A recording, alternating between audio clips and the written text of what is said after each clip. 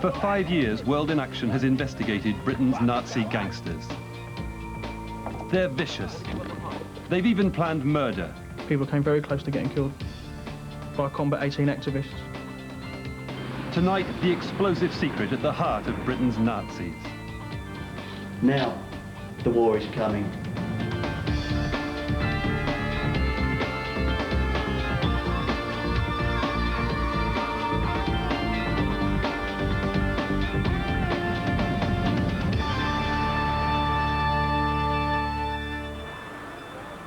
Their deeds are wicked, their image is ugly, and they are driven by ancient hatreds.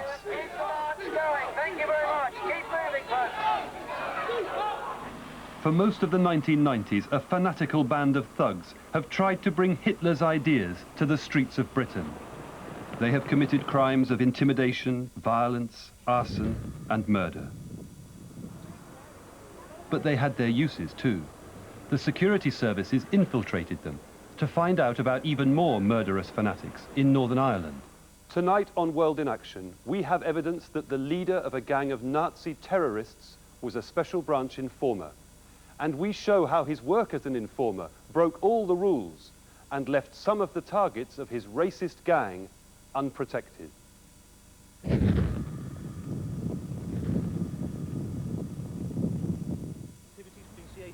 Meet Charlie Sargent.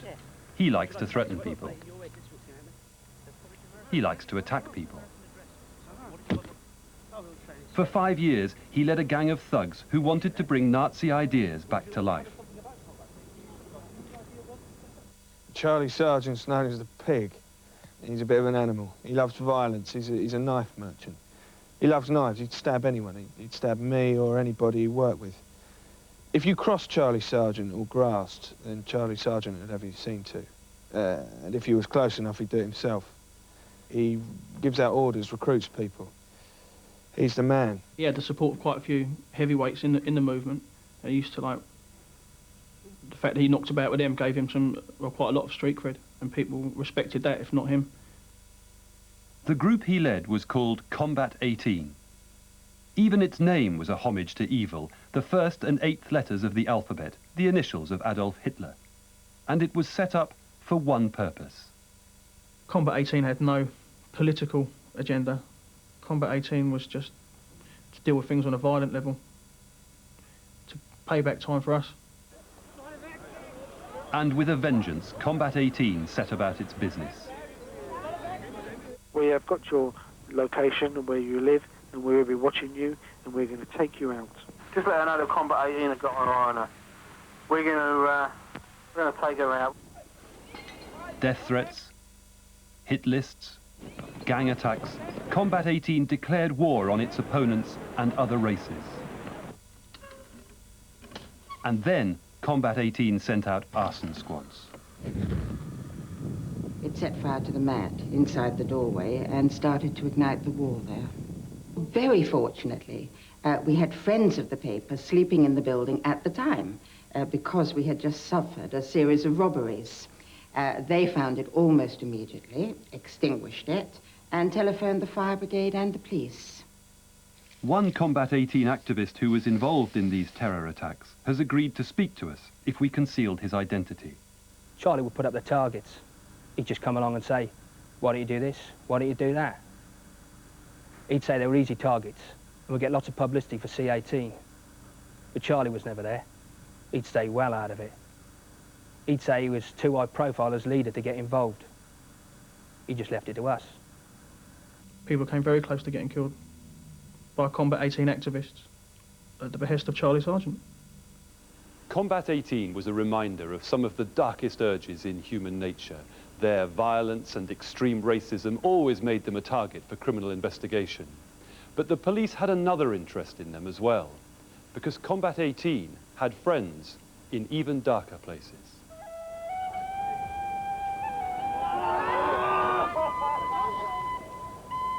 In Northern Ireland, some of the most bestial attacks on innocent people have been at the hands of the Ulster Defence Association. For the UDA's gunmen, it's enough to mark you for attack that you went to the wrong school or worship in the wrong church. For the security services, penetrating the UDA was a major priority, but there were difficulties. The UDA went through a leadership change in 1990, which meant that immediately there was a whole new set of people that the RUC would not have been aware of. They also broke down into a cell structure, which I think from their point of view, extremely wise thing to do. And I think it did make it very difficult for the RUC to have proper or the same level of intelligence that they previously would have had. The new UDA leadership went on a sectarian killing spree. The security services were desperate for intelligence. One route into the UDA was through the Nazi hardmen of Combat 18. It had long been known that there were connections between the two organizations. Then, in 1993, police arrested 3 men transporting guns to Belfast. They were all UDA. But one of them, who'd driven the guns from London to Birmingham, was also a founder member of Combat 18. His name was Eddie Wicker. You sell UDA magazines? Yeah, no, I sell LPA magazines. The Loyalist Prisoners Association, right, yeah. which was set up by the UDA. Well, I don't know it was set up by. Yes, you do, Mr. Wicker. It was set up by the UDA, and you know it because you're a member of the UDA. Well, what is there a law against that or something? In fact, in Northern Ireland, there is. The UDA is banned because of its role in sectarian murders. Eddie Wicker was released when he convinced the Crown Prosecution Service that he didn't know what was in the bag. The other UDA men went to prison. But this hadn't been a one-off operation. Those guns the police found in Birmingham were from C18 members, but some of them had got through already.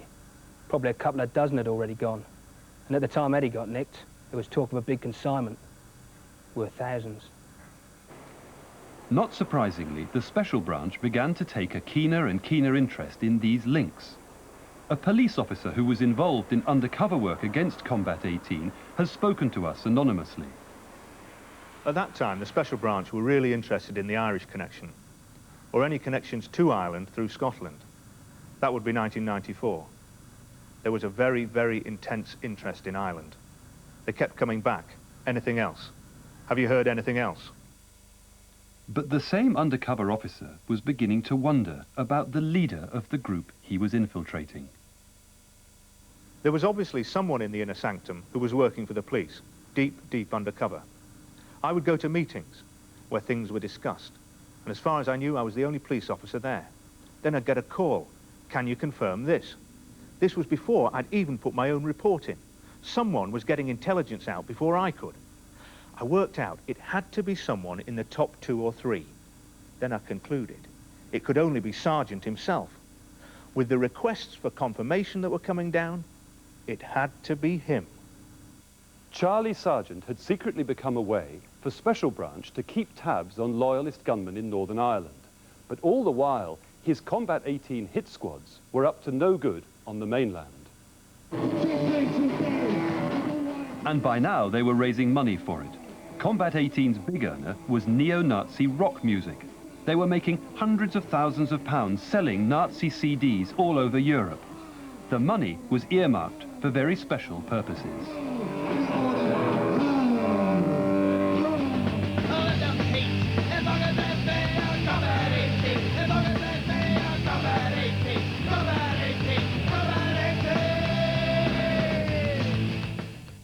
The reason that we've been so quiet lately is that we've been doing a lot of reorganising, mainly in the form of active service units. It takes its name from the first and 8th letters of the alphabet, the initials of Adolf Hitler, Adolf Hitler, Adolf Hitler, Adolf Hitler. And for those of you that have any doubts where the money's gone, it's gone on these. Now, the war is coming. Some of the hardline militants of C18 wanted to take that approach, the hardline approach, and actually get out and do what people have been talking about for years. And what was that? Really get on some of the hardline stuff, start hurting people, real make people take notice of us, move on to the next level. Sorry, what does that mean, move on to the next level? Up ourselves to a proper terrorist organisation. Combat 18 wanted to make a splash, so they organised a letter bomb campaign against people they regarded as enemies. Some were obscure political opponents, but others were famous people who had done them no harm at all, but who had committed the crime of falling in love with someone from another race. One of their first bombs was addressed to the former swimming champion Sharon Davis. Just 3 months ago, Sharon Davis and her partner, Olympic sprinter Derek Redmond, produced this little chap here. Elliot.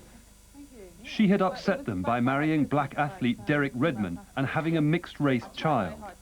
It was to show that no matter how public or high profile you were, you could still get whacked. The letter bombs were to show that C18 weren't a bunch of mugs. We'd had it with being a drinking club. It was like drawing a line in the dirt. We'd been talking about it all these years. Now we were doing it.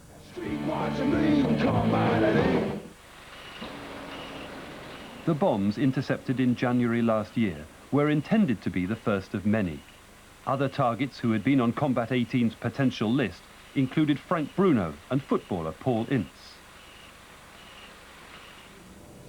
The letter bombs were the idea of this man, Charlie Sargent's right-hand man, Will Browning. He's a man with a ferocious reputation.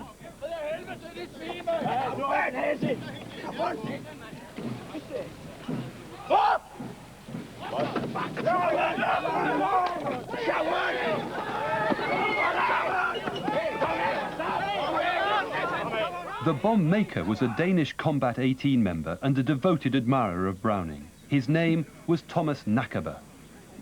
Thomas Nakaber was very well known here in Denmark since the late 80s, and he was twice member of the Nazi Party. Thomas was also one of the leading violent Nazis. He founded the Copenhagen division of Combat 18 because he wanted to fight in the streets. He had never tried it before. It was his first bomb.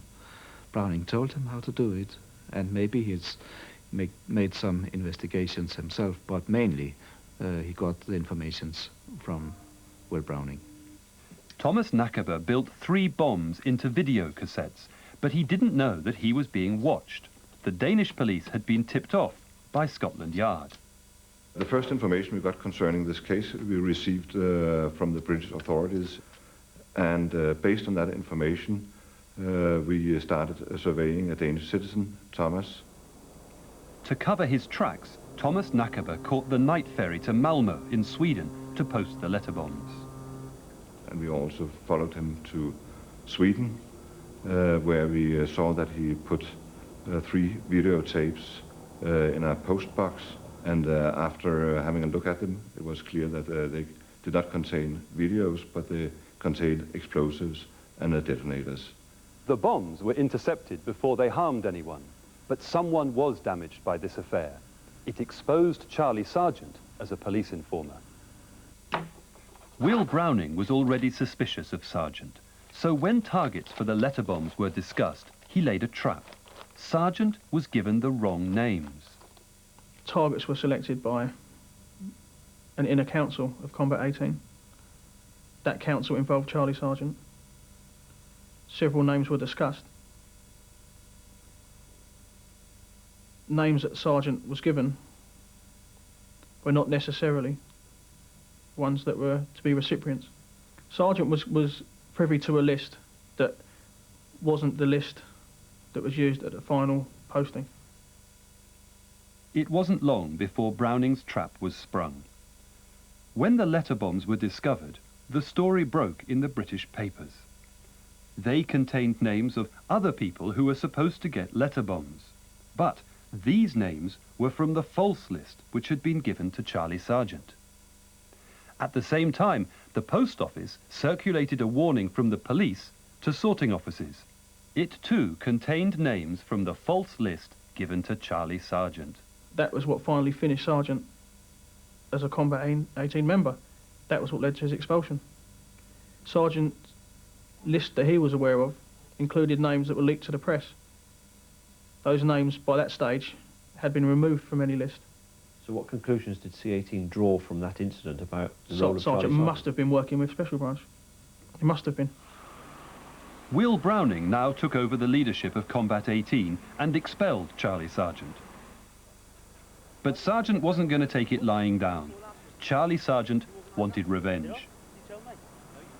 And some unfinished business gave him his chance.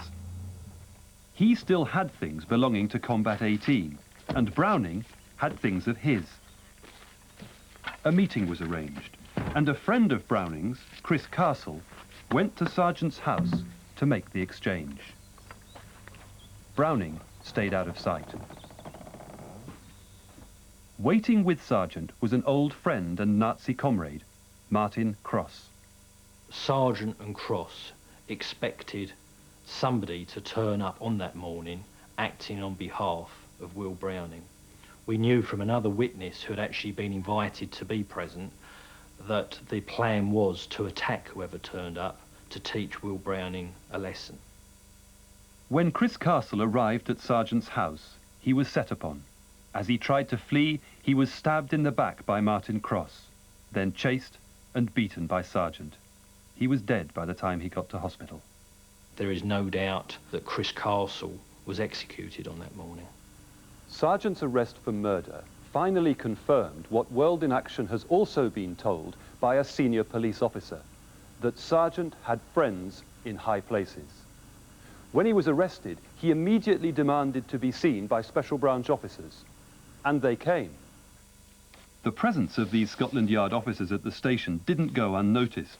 Will Browning was also under arrest at that stage, and when he was interviewed, his solicitor made sure that Special Branch's involvement was recorded. I was told yesterday that there is intelligence about Mr. Browning in relation to this allegation of conspiracy to commit grievous bodily harm. I was also told by an officer that there is Special Branch involvement. I know nothing of this intelligence, and I want to know why there is possible Special Branch involvement in this matter. So, Special Branch officers were there, and at Sargent's request. But it did him no good. He was told that with a murder charge hanging over him, there was nothing they could do. Justice would have to take its course. And it did. Sargent and Cross were convicted and sent to prison for life. Informants have always been vital to the work of the police and the security services. But it has long been recognised that they have to be treated with great caution. So the police have guidelines regulating what they can and cannot do, and these guidelines are very clear. The informant must not be the person who's putting forward the idea of indulging in some criminal activity. He must not be the planner. He should not be the person who's carrying out the action. Your informant, ideally, according to the code of practice, should be someone in a minor role, that is a lesser role, who's not involved in planning or in the actual execution. Charlie Sargent drove a coach and horses through these guidelines. He committed crimes and he incited crimes, and they were serious crimes. Beatings and intimidation and firebombings were all carried out at his behest. The miracle is that only one person died. Running informants is always going to be a dangerous issue, and I think it is quite hard to lay down clear guidelines that cover all cases. But there are some principles, and they are outlined in the Home Office guidelines, that really ought to be followed, and they would appear to have been breached in this case. But it might all have been much, much worse. 3 years ago, Combat 18 was planning a new and serious terrorist campaign, and Charlie Sargent was at the heart of it. It was uncovered when police raided his deputy, Will Browning, in 1995. It was a very significant find that the police made. Combat 18 at that stage were looking for a high-profile target to really put themselves on the map. The police found bomb-making instructions. They found a sniper's manual. And they found that Combat 18 was targeting individuals for attack. Documents showed that at least 19 people had been targeted. 2 were already being watched. One of them was a World in Action journalist, Quentin McDermott. Well, I was one of the journalists who, with other members of the World in Action team, helped to expose Combat 18 originally as a violent terrorist organisation.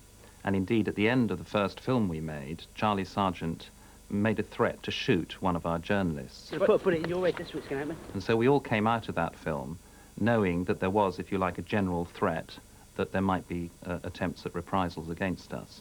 C18 carried out a surveillance operation on that gentleman. That gentleman was in severe danger, and had it not been for those raids at that stage, I think that gentleman could well have been killed by Combat 18.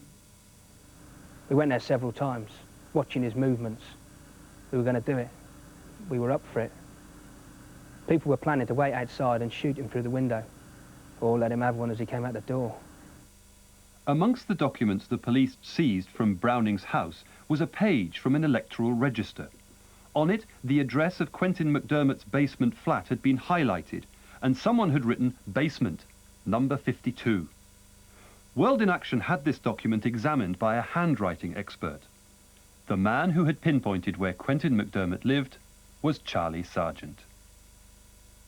Charlie Sargent selected the World in Action reporter for Combat 18.